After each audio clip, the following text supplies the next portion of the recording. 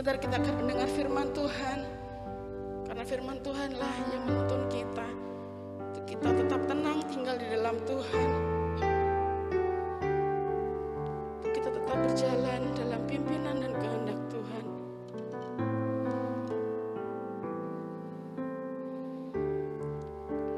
Haleluya Yesus, haleluya Tuhan.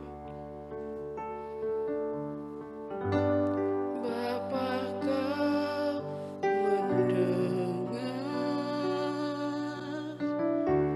seruan hatiku.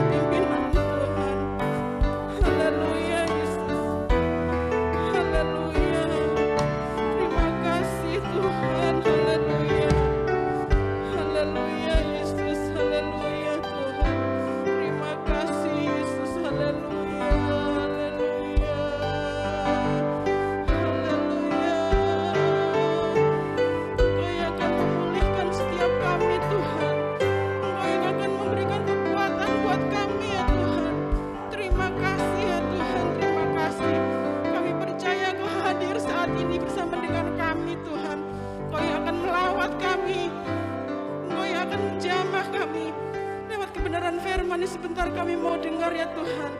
Haleluya Yesus, terima kasih Tuhan. Terima kasih buat kesempatan sore hari ini Tuhan. Haleluya Yesus, terima kasih Tuhan. Kami percaya kuasa Tuhan mengalir tempat ini saat ini, menjamah setiap kami Yesus. Haleluya Yesus, haleluya. Mengalir kuasa dari tempat maha tinggi, Bapa kekal mulia, Kau hadir di sini, memulihkan hati, menyembuhkan yang terluka. Ku kan tenang bersamamu Bapa. Mengalir kuasa dari tempat maha tinggi, Bapa kekal mulia, Kau hadir di sini, memulihkan hati, menyembuhkan yang terluka. Ku kan tenang bersamamu Bapa. Mengalir, haleluya Yesus. Bapa kekal mulia, Kau hadir di sini, memulihkan hati, menyembuhkan yang terluka. Ku kan tenang bersamamu Bapa. Ku kan tenang bersamamu Bapa. Sekali lagi, ku kan tenang bersamamu Bapa.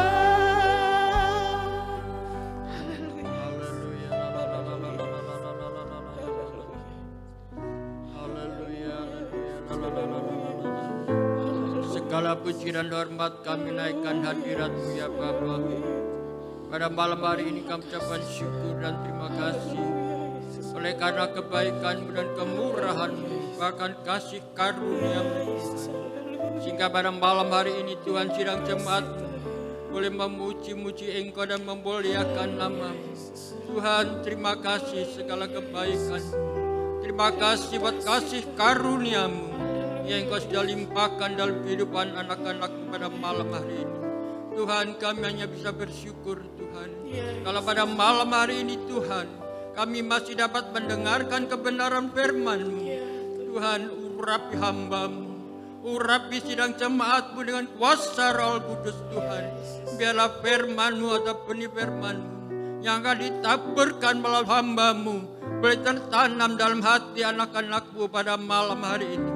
Tuhan, jadikanlah tanah-tanah yang subur, jadikanlah tanah-tanah yang baik Tuhan, yang sebentar firman-Mu atau benih firman-Mu yang akan disampaikan hamba-Mu boleh tertanam dalam hati anak-anak-Mu pada malam hari ini, boleh menjadi kekuatan bagi anak-anak-Mu untuk memuliakan nama-Mu. Terima kasih Bapa, kami ucapkan syukur dan terima kasih. Kami serahkan pekerjaan Engkau dari pertengahan sampai akhirnya hanya di dalam nama Tuhan Yesus Kristus. Haleluya. Amin. Amin. Selamat duduk.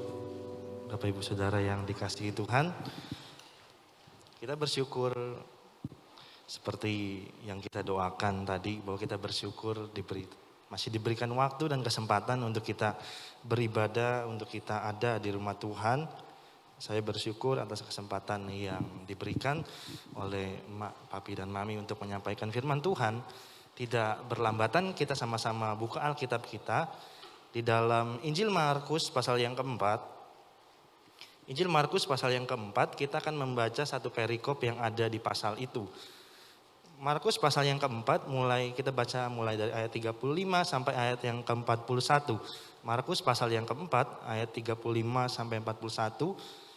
Kalau Bapak Ibu Saudara sudah menemukan, katakan haleluya. Ya, kita akan baca ayat ini bergantian. Saya ayat yang ganjil, Bapak Ibu Saudara ayat yang genap. Kita baca sampai ayat yang ke-41. Angin ribut diredakan. Pada hari itu, pada waktu hari sudah petang, Yesus berkata kepada mereka, "Marilah kita bertolak ke seberang."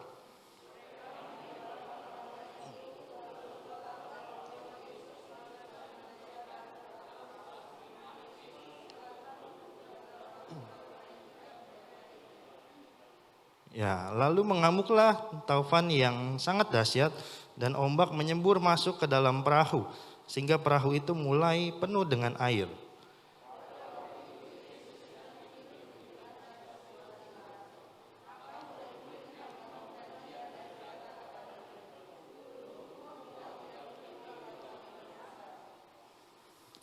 Ia pun bangun menghardik angin itu dan berkata kepada danau itu, "Diam, tenanglah." Lalu angin itu reda dan danau pun menjadi teduh sekali.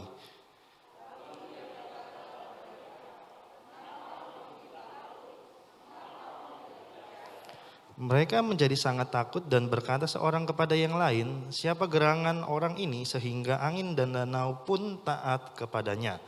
Puji nama Tuhan, kebenaran firman Tuhan pada sore hari ini saya berikan judul Angin Ribut Diredakan. Ini satu peristiwa yang terjadi di dalam kisah perjalanan pelayanan Tuhan Yesus ketika ada di bumi. Dan ayat yang terakhir, ayat 41, menguatkan kita bersama bahwa Yesus adalah Tuhan. Ya, karena orang banyak berkata bahwa siapa gerangan orang ini sehingga angin dan danau pun taat kepadanya. Kita melihat bahwa sepanjang perjalanan atau sepanjang pelayanan Tuhan Yesus yang ada di bumi ini selama 3,5 tahun, banyak terjadi atau banyak dilakukan mujizat-mujizat, tanda-tanda yang terjadi atau dilakukan oleh Tuhan Yesus di daerah danau ini, ya, baik danau Galilea, baik danau Genesaret, ya, danau Tiberias, itu semua sama, ya, adalah nama lain karena dia satu kumpulan, ya, danau Galilea, Tiberias, dan Genesaret. Nah, danau Galilea ini merupakan satu muara dari aliran sungai Yordan yang mengalir dari arah utara. Akibat letaknya yang dikelilingi oleh perbukitan, kita melihat bahwa di danau ini sering terjadi angin yang tiba-tiba datang, ya, dan tidak sedikit menimbulkan badai. Kita melihat bahwa di dalam perjalanan kehidupan rasul-rasul atau murid-murid Tuhan bersama dengan Yesus, kita melihat bahwa mereka mengalami satu pengalaman yang tidak mengenakan, mengalami satu pengalaman yang tidak menyenangkan sebagai seorang pengikut Tuhan. Tapi dari peristiwa ini, dari peristiwa angin ribut diredakan, saya mengajak kita semua, Bapak Ibu Saudara sekalian, untuk kita sama-sama mengambil bahwa ada beberapa pelajaran yang dapat kita ambil dari perikop angin ribut diredakan ini. Yang pertama yang dapat kita ambil dari pelajaran perikop ini adalah, ya, percaya Yesus bukan berarti kita terbebas dari yang namanya masalah. Kita melihat bahwa ketika peristiwa angin ribut ini terjadi, ayat pertama di dalam perikop itu berkata bahwa atau menuliskan bahwa yang mengajak murid-murid untuk berangkat adalah Tuhan Yesus. Ya, mari bertolaklah ke seberang. Lalu di seberang nanti Tuhan Yesus menyembuhkan orang yang kerasukan setan, ya, di daerah Gerasa. Ajakan dari Tuhan Yesus untuk bertolak ke seberang. Kita melihat bahwa kita semua terpanggil di dalam satu kawanan gembalaannya Tuhan, terpanggil oleh karena cinta Tuhan. Ya, di dalam suratan Paulus, ya, dikatakan bahwa tidak ada satu orang pun dapat percaya Yesus memanggil Tuhan ya Aba, ya Bapa, kalau tidak digerakkan oleh Roh Kudus. Kita melihat bahwa tapi ada pelajaran yang pertama yang dapat kita ambil dari peristiwa angin ribut ini. Percaya Yesus bukan berarti kita terbebas dari masalah. Seperti murid-murid yang ada di saat itu. Jelas-jelas Yesus yang mengajak mereka, mari bertolak ke seberang. Tapi yang terjadi apa? Di tengah perjalanan, belum sampai ke tujuan, angin ribut datang. Ya, taufan badai datang. Jadi dari sini kita mengerti bahwa percaya Yesus tidak meniadakan yang namanya masalah. Ya, percaya Yesus bukan berarti kita berada di dalam jalan yang tidak ada hambatan, ya, atau jalan tol. Orang-orang sering bilang jalan tol sebenarnya enak, ya bebas hambatan. Tapi kalau panjang ya terus seperti itu nggak ada hambatan, lama-lama ngantuk. Ya jalannya lurus terus nggak ada hambatan, nggak ada rintangan, lama-lama ngantuk. Ya jadi kita melihat bahwa percaya Yesus kalau jalannya mulus terus, lama-lama kita ngantuk dan tidak sedikit orang yang tertidur secara rohaninya. Karena mengharapkan jalan yang mulus terus, tidak ada hambatan. Kalau bisa iring Tuhan gak ada masalah. Kalau bisa mengikut Tuhan gak ada hambatan. Tapi akhirnya ya terjadi di masa kegelapan atau abad kegelapan atau dark age di masa gereja awal-awal. Ya, mereka mendapat satu legitimasi dari kekaisaran untuk agama Kristen ini menjadi agama negara. Akhirnya sejarah mencatat bahwa itulah abad kekelaman Kristen. Kekristenan tertidur karena sudah aman, legitimasi sudah diberikan oleh kekaisaran Konstantin pada saat itu. Jadi kita melihat percaya Yesus bukan berarti kita terbebas dari yang namanya masalah. Kita surat Filipi dalam Filipi pasal pertama ayat 29, di situ dikatakan bahwa sebab kepada kamu dikaruniakan bukan saja untuk percaya kepada Kristus, melainkan juga untuk menderita untuk Dia. Kita melihat bahwa panggilan dan pengiringan kita sebagai orang percaya ya diberikan karunia bukan hanya untuk percaya kepada Yesus sebagai Tuhan, tapi juga firman Tuhan jelas mengatakan bahwa kita juga ya diberikan panggilan juga untuk menderita. Ya, jadi seperti murid-murid ini. Kita melihat bahwa di akhir perikop itu kita mengerti mengerti tingkat percaya murid-murid ini ternyata didapati oleh Tuhan Yesus kurang. Jadi ada kalanya masalah Tuhan izinkan datang dalam kehidupan kita untuk membuat atau menguji iman kita. Karena dalam perikop ini kita melihat bahwa di akhir Yesus berkata kepada murid-muridnya, "Mengapa kamu kurang percaya?" Jadi kita melihat masalah yang seringkali datang dalam kehidupan kita yang membuat kita seakan-akan menderita, seakan-akan kok rasanya nggak nyaman bagi daging kita, bagi tubuh kita. Justru terkadang hal itu membuat kita untuk tahu sejauh mana pengiringan kita akan Tuhan, sejauh mana kualitas iman kita kepada Tuhan. Dan akhirnya murid-murid ini mengerti, oh ternyata saya sih udah percaya Yesus, ternyata iman saya tapi masih kurang. Buktinya dia takut, ya mereka takut ketika angin ribut itu datang, ketika badai itu datang dalam perahu yang mereka tumpangi. Seringkali masalah datang di dalam perahu atau kapal kehidupan kita. Yang pertama kita belajar bahwa percaya Yesus tidak meluputkan kita dari yang namanya masalah. Dan yang kedua kita belajar dari perikop ini tentang angin ribut diredakan, tentang satu pelajaran yang penting di mana tinggal di dalam Yesus. Tentang pentingnya tinggal di dalam Yesus. Kitab Yohanes pasal yang 15 ayat yang keempat sampai ayat yang keenam ini berbicara tentang pokok anggur yang benar. Yesus berkata, "Tinggallah di dalam aku dan aku di dalam kamu. Seperti ranting tidak dapat berbuah dari dirinya sendiri kalau ia tidak tinggal pada pokok anggur. Demikian juga kamu tidak berbuah jikalau kamu tidak tinggal di dalam aku. Akulah pokok anggur dan kamulah ranting-rantingnya. Barang siapa tinggal di dalam aku dan aku di dalam dia, ia berbuah banyak. Sebab di luar aku kamu tidak dapat berbuat apa-apa. Barang siapa tidak tinggal di dalam aku, ia dibuang keluar sama seperti ranting dan menjadi kering, kemudian dikumpulkan orang dan dicampakkan ke dalam api lalu dibakar." Kita melihat bahwa pentingnya tinggal di dalam Yesus. Kalau tadi yang pertama percaya Yesus tidak membebaskan kita dari yang namanya masalah. Yang kedua kita mengerti bahwa pentingnya untuk tinggal di dalam Yesus. Tinggal di dalam Yesus juga berarti tinggal di dalam firman-Nya. Ya, Injil Yohanes tadi yang saya bacakan pasal 15 mengatakan bahwa jikalau kamu tinggal di dalam aku di dalam kamu. Dan jikalau firman-Ku tinggal di dalam kamu, maka kamu akan berbuah. Tapi kalau tidak, kamu tidak akan dapat atau tidak dapat berbuat apa-apa. Jadi kalau tanpa Tuhan, tanpa kita tinggal di dalam Tuhan, ya kita nggak bisa do something. Tapi melainkan kita jadi nothing, ya tanpa Tuhan, tanpa tinggal di dalam Tuhan. Kata tinggal di dalam Tuhan atau ajakan Tuhan Yesus untuk tinggal di dalam Dia, sepertinya dari kata tinggal ini, kalau dalam terjemahan bahasa Indonesia sehari-hari kan dikatakan bahwa kita mengerti kata tinggal itu artinya menetap, ya, di satu tempat. Tapi ternyata dalam terjemahan asli Alkitab bahasa Yunani dikatakan kata tinggal ini secara harfiah berarti berdiri. Jadi bukan duduk atau berbaring yang dalam pengertian kita sehari-hari tinggal itu kan artinya duduk, ya, artinya berdiam diri di satu tempat, menetap.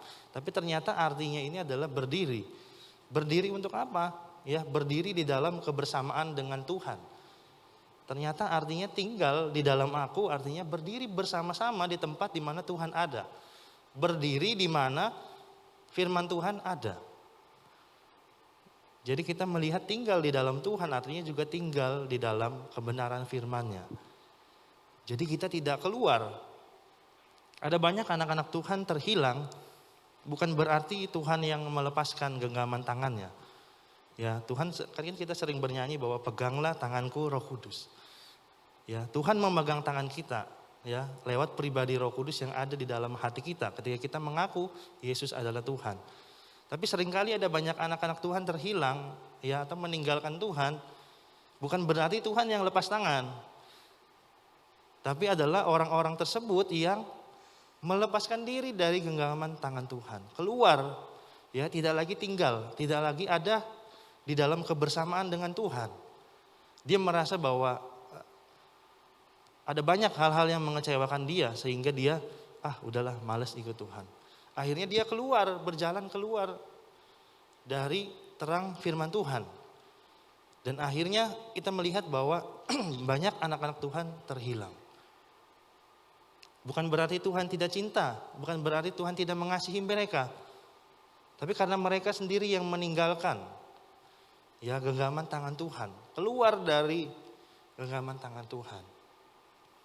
Padahal Tuhan berkata bahwa Dia sudah melukis nama kita, ya, di tangannya.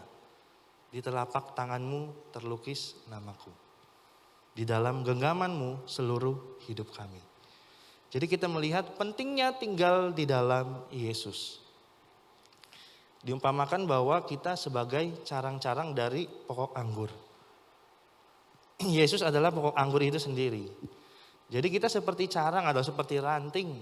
Kita harus terus melekat kepada pokok. Karena apa? Di dalam pokok itu ada sumber-sumber yang kita butuhkan. Ada sumber-sumber yang menunjang sebagai sebuah ranting atau sebuah carang. Untuk dapat menghasilkan daun lalu berbuah. Karena apa? Karena melekat dengan pokok anggur yang ada. Jadi pentingnya tinggal di dalam Yesus. Kita melihat bahwa perjalanan murid-murid ketika angin ribut ini terjadi di dalam satu perahu, ya, di situ dikatakan di dalam ayat-ayat yang kita baca, Yesus ada di sana. Jadi Yesus suruh mereka bertolak ke seberang, tapi juga Yesus menyertai mereka. Tapi yang merasa aneh adalah Yesus tinggal, ya, tapi mereka justru tidak merasa kehadiran Tuhan. Tinggal di dalam Yesus juga berarti mengakui Dia sebagai pribadi yang nyata dan hadir. Jadi Yesus ada bersama-sama dengan murid-murid ini di perahu yang sama.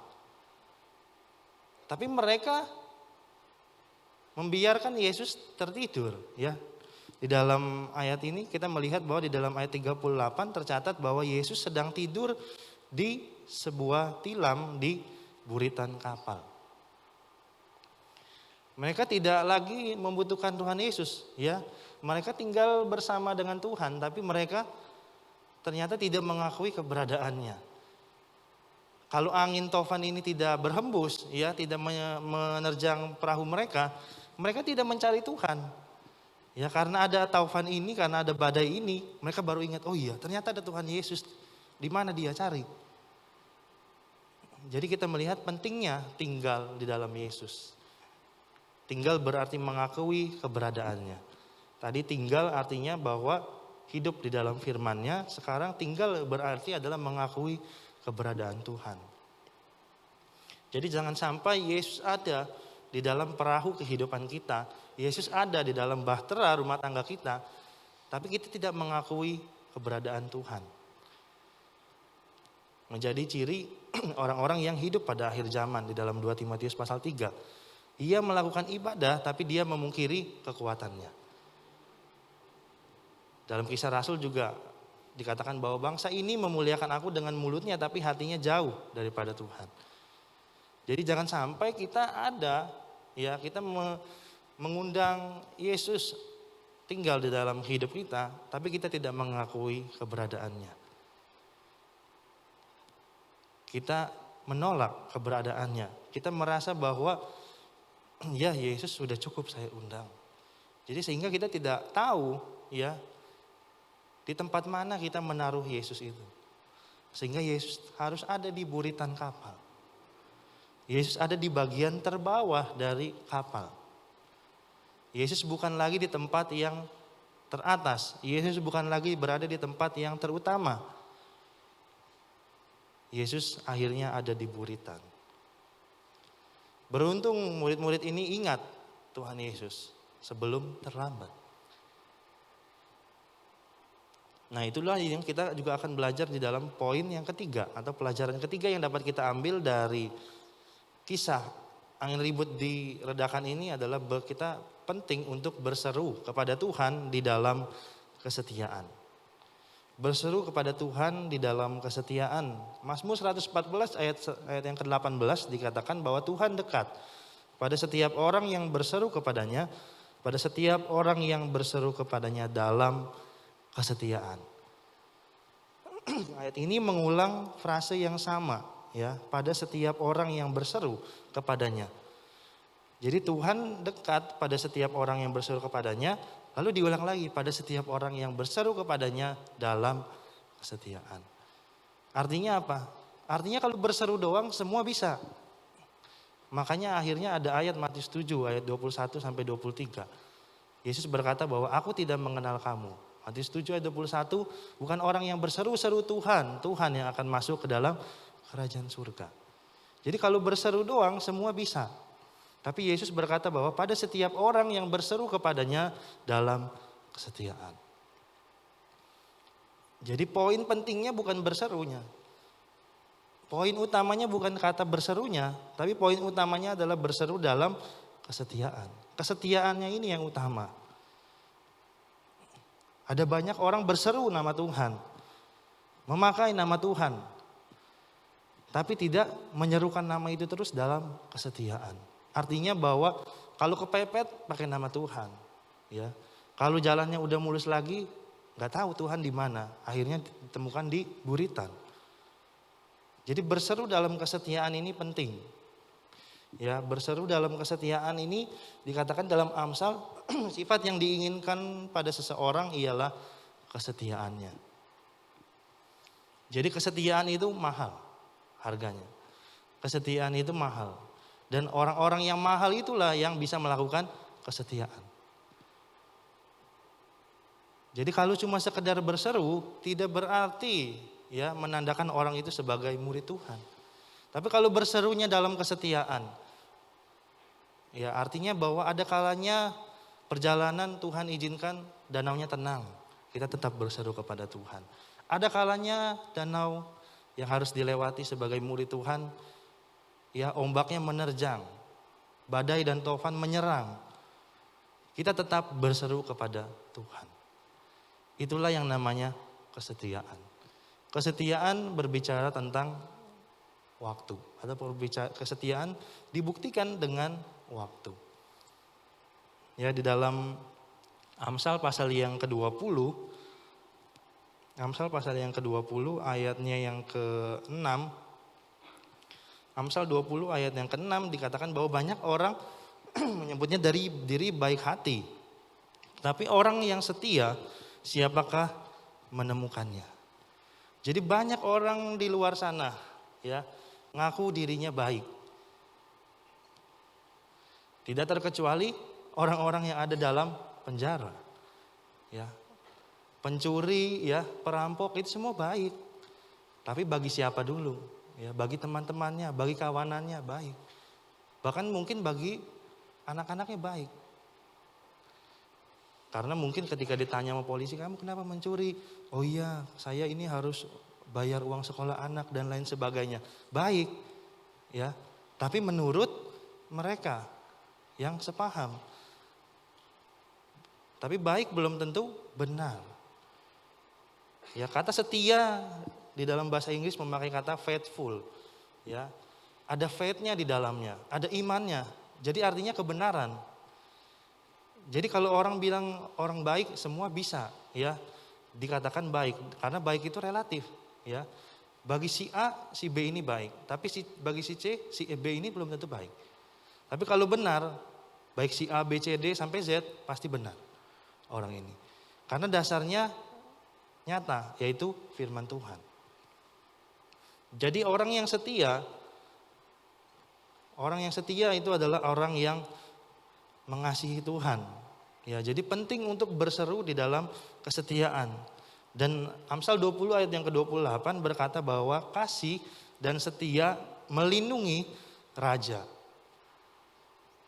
Jadi kita melihat sifat kasih itu dan kesetiaan itu justru yang akan melindungi, ya, yang akan menudungi, yang akan memagari keberadaan kita. Dengan kesetiaan, dengan kita berseru di dalam kesetiaan, kita membuat pagar perlindungan Tuhan itu. Seruan kita yang kita serukan di dalam kesetiaan itu membuat pagar perlindungan yang dari Tuhan memagari kehidupan kita. Berseru di dalam kesetiaan. Dan yang terakhir yang kita belajar di dalam perumpamaan tentang atau kisah tentang angin ribut ini diredakan adalah milikilah hati yang senantiasa percaya, ya. Memiliki hati yang senantiasa percaya. Dalam terjemahan Modified Indonesian Literal Translation, ya, atau modifikasi bahasa Indonesia literal, dikatakan dalam ayat 40 perikop ini dituliskan, dan dia berkata kepada mereka, mengapa kamu demikian takut? Bagaimana kamu tidak memiliki iman? Milikilah hati yang senantiasa percaya. Memiliki hati yang senantiasa percaya. Pelajaran keempat yang kita ambil dari peristiwa angin ribut diredakan ini adalah terus miliki hati yang percaya. Yesus di akhir perikop ini berkata kepada murid-murid, bagaimanakah kamu tidak memiliki iman? Yesus sepertinya mau bilang, aku ada di sini, aku bersama-sama kalian, tapi bagaimana kamu tidak memiliki iman? Kita berdoa Tuhan Yesus serta, kita berdoa Roh Kudus pegang, tapi kita tidak memiliki iman kepada pribadinya. Kita tidak memiliki kepercayaan yang penuh kepada Dia. Mengapa demikian? Ya, itulah yang dipertanyakan oleh Tuhan Yesus, bagaimana kamu tidak memiliki iman? Hati yang senantiasa percaya, iman yang senantiasa ada itu sangat penting. Matius 17 ayat 20 berkata bahwa karena kamu kurang percaya, sebab aku berkata kepadamu, sesungguhnya sekiranya kamu mempunyai iman sebesar biji sesawi, dalam terjemahan lama kata mempunyai ini diganti dengan kata menaruh. Ya, jadi kita memiliki iman yang seperti sebuah biji sesawi yang ditaruh. Menaruh iman sebesar biji sesawi saja kamu dapat berkata kepada gunung ini pindah dari tempat ini ke sana, maka gunung ini akan pindah dan takkan ada yang mustahil bagimu. Kita melihat bahwa kuasa dari kepercayaan, kuasa dari hati yang percaya, kuasa dari iman mampu memindahkan gunung yang besar. Yesus bilang kalau kamu menaruh imanmu sebesar biji sesawi. Dalam perikop yang lain dijelaskan bahwa biji sesawi itu adalah biji yang terkecil. Tapi ketika dia bertumbuh, burung-burung dapat bersarang di pohon itu. Jadi walaupun biji sesawi ini kecil, Yesus mau mengatakan bukan berarti Bukan berarti mengajak kita atau menyuruh kita, ya imanmu kecil aja seperti biji sawi, bukan. Ya, tapi menaruh imanmu seperti biji sawi artinya supaya tumbuh. Seperti biji sawi ini biji terkecil tapi dibiarkan tumbuh. Akhirnya jadi besar dan burung-burung dapat bersarang. Jadi kita melihat bahwa hati yang senantiasa percaya akan membuat diri kita semakin berdampak. Dan inilah yang dikatakan oleh Tuhan Yesus. Ya, kamu kurang percaya.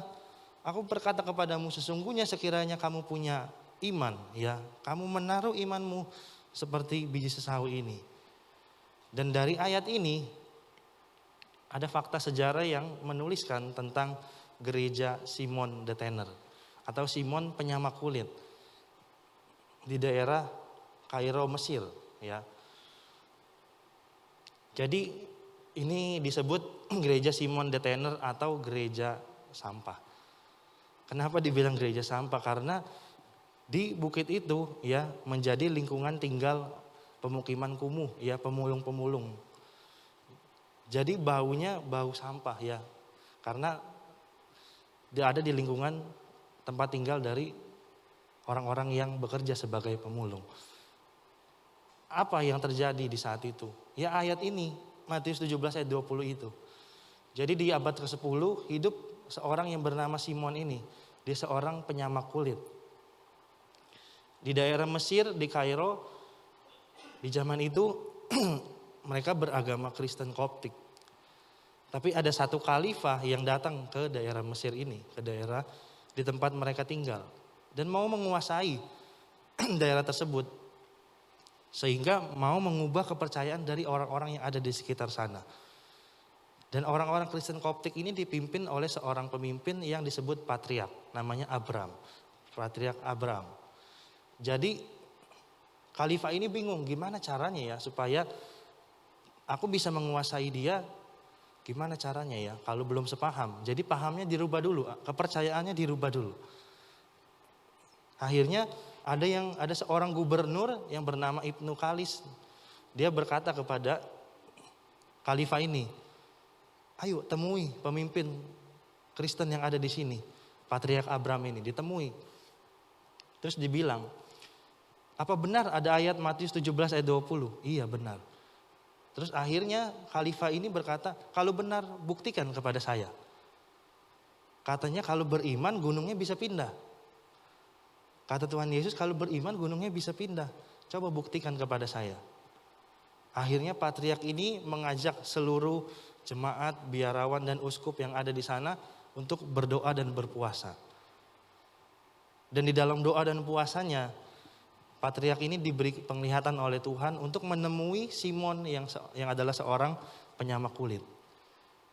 Akhirnya singkat cerita dia menemui Simon. Dia berkata bahwa Tuhan menyuruh aku menemui engkau. Katanya engkau yang bisa menjawab ya tantangan dari khalifah ini. Akhirnya singkat cerita patriark ini berkata kepada khalifah ini, oke boleh kita ketemu di tempat ini. Aku sudah siap untuk membuktikan ayat firman Tuhan Matius 17 ayat 20 ini. Akhirnya bertemulah mereka di sisi yang berseberangan. Satu di sisi sana, satu di sisi sini. Mereka bertemu dengan kawanannya masing-masing. Nah akhirnya khalifah ini berkata, saya memberikan kamu 3 ultimatum. Kalau Matius 17 ayat 20 ini tidak terjadi, maka kalian dan kamu dan seluruh pengikutmu harus keluar dari Mesir. Karena dia kan punya keinginan untuk menguasai Mesir. Menguasai tanah di daerah Kairos itu. Dan yang kedua, kalau kamu gak bisa buktikan, kalau kamu gak perlu deh keluar. Tapi kamu ikut gabung sama kami. Atau kalau gak ke satu dan kedua, yang ketiga kalian semua ya kamu dan semua pengikut Kristen Koptik akan dibunuh. Kamu pilih mana? 3 ultimatum. Kalau Matius 17 ayat 20 ini tidak terjadi. Akhirnya Patriark Abram dan Simon penyamak kulit ini akhirnya berkumpul di sana bersama dengan orang-orang yang berdoa dan berpuasa tadi. Dan dia menyanyikan satu lagu ya. Satu lagu liturgi yang berkata, Tuhan kasihanilah kami. Dia menyanyi pujian itu, dia menyanyi lagu itu, Tuhan kasihanilah kami sebanyak 400 kali. Jadi ke arah utara 100 kali, ya, ke arah timur 100 kali, ke arah selatan 100 kali, dan ke arah barat 100 kali. Dan setelah ke 400 kali itu dia nyanyikan, kita melihat bahwa bukit, ya, atau Gunung Mokatam ini yang akhirnya terbangun gereja, ya, dikenang sebagai gereja Simon the Tanner ini, akhirnya bukit ini berpindah. Berpindah berapa jauh? 3 kilometer. Dan matahari terlihat di arah di mana mereka berkumpul. Kita melihat bahwa Tuhan mengizinkan untuk Simon dan orang-orang yang ada di bangsanya untuk mengalami kuasa dari iman percayanya. Bukit ini pindah, Bukit Mokatam ini pindah.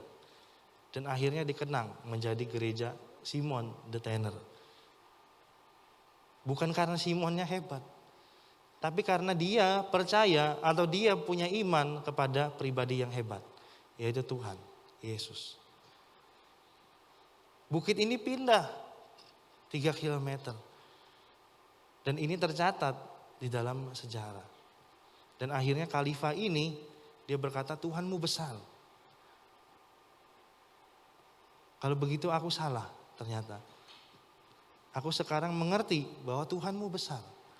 Akhirnya khalifah ini beserta dengan pengikutnya menjadi percaya Tuhan. Dan khalifah ini berganti nama menjadi Stefanus.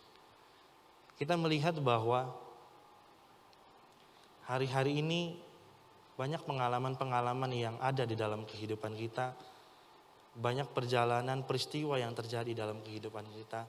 Tapi satu hal yang terpenting, ya, menjadi ayat terakhir kita dalam Lukas 18 ayat yang ke-8 bagian B.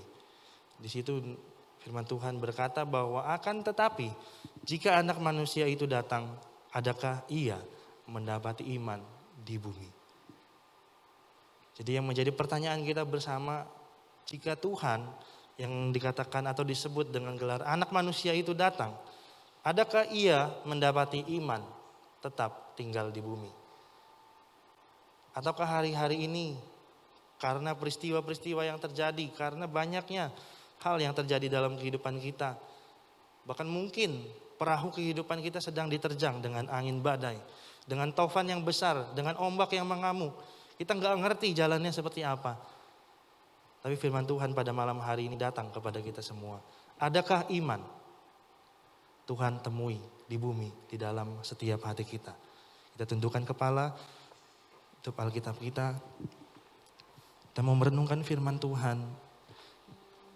Hati kami percaya Tuhan, bahwa firman-Mu adalah iya dan amin. Di tempat duduk-Mu, kita berkata pujian ini, saat ku tak melihat jalan-Mu.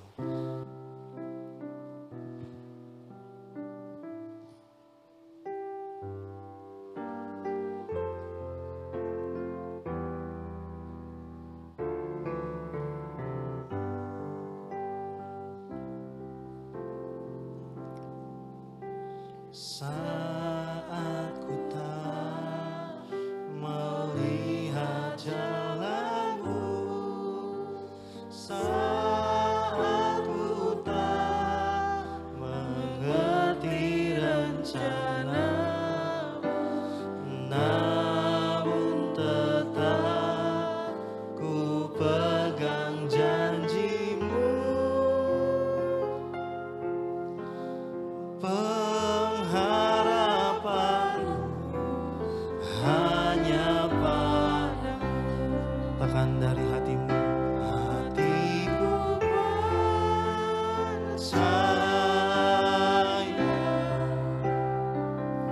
hatiku percaya,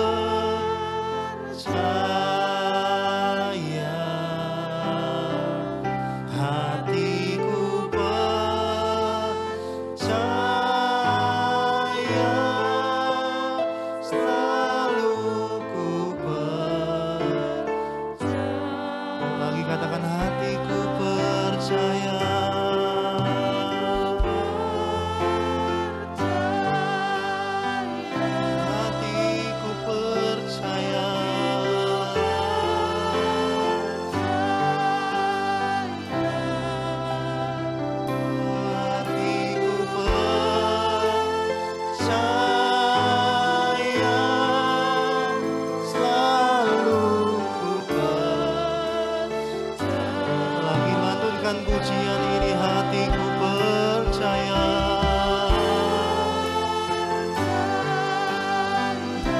kami terlalu percaya.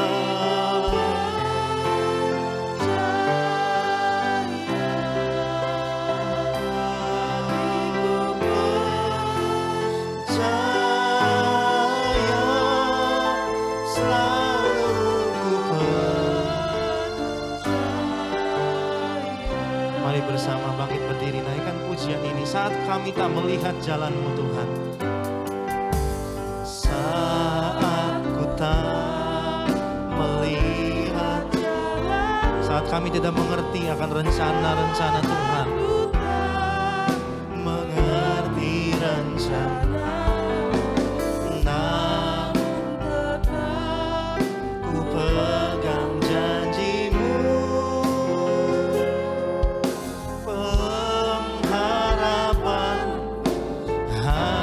Dari awal naikkan pujian ini, saat ku tak melihat.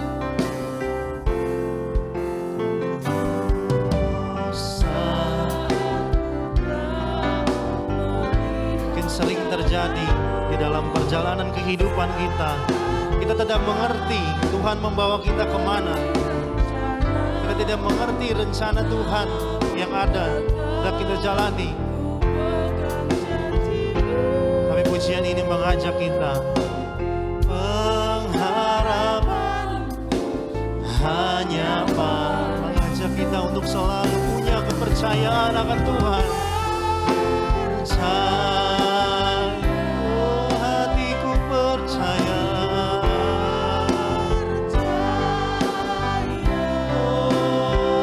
Hatiku percaya.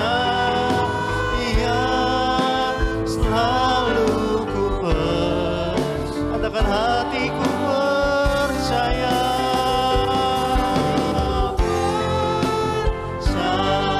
Selanjutnya saya serahkan kepada Bapak-Bapak.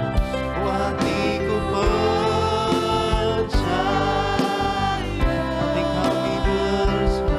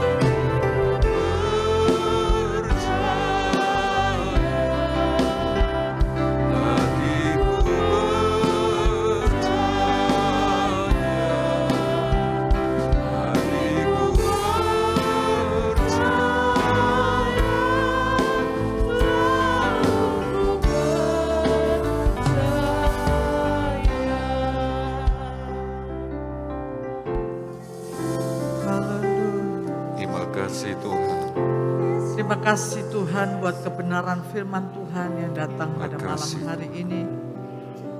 Biarlah kami sidang jemaat-Mu mengerti Tuhan, bahwa Engkau lah seharusnya di tempat yang tertinggi. Ya. Tuhan, tolong kami Tuhan, ampuni kami Tuhan, supaya kami boleh mengerti Engkau yang layak ditinggikan, layak dipuji, layak ada di tempat yang maha tinggi. Haleluya. Sehingga kami boleh tetap tenang. Segala sesuatu yang Tuhan izinkan, kami percaya semuanya mendatangkan kebaikan. Amin. Sebab itu Tuhan, bawalah kami sidang-Mu Tuhan. Percaya kepada Tuhan. Engkau yang sanggup menyelesaikan semua dengan cara Tuhan yang ajaib. Dan biarlah kami semakin melekat dengan Engkau. Sehingga kami boleh alami penyertaan Tuhan selalu. Terima kasih Tuhan. Terima kasih. Tanamkan firman-Mu di dalam hati kami semuanya. Supaya kami tetap tinggal di dalam Tuhan. Dan kami terus Tuhan menjadi Tuhan kesaksian bahwa Engkau Amin. ada tinggal bersama kami. Terima kasih Tuhan. Terima kasih memberkati sidang jemaat-Mu yang sudah datang mendengar firman Tuhan. Kami percaya Tuhan akan menolong kami semua dan menambahkan percaya kami Tuhan karena Engkaulah Tuhan segala-galanya. Terima kasih Tuhan, kami naikkan syukur kami di dalam nama Tuhan Yesus. Doa Yabes, kiranya Engkau memberkati kami berlimpah-limpah. Haleluya.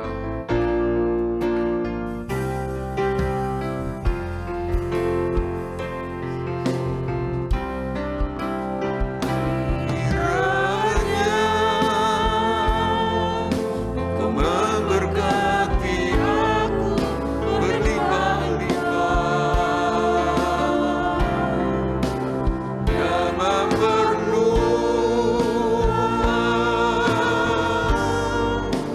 daerahku.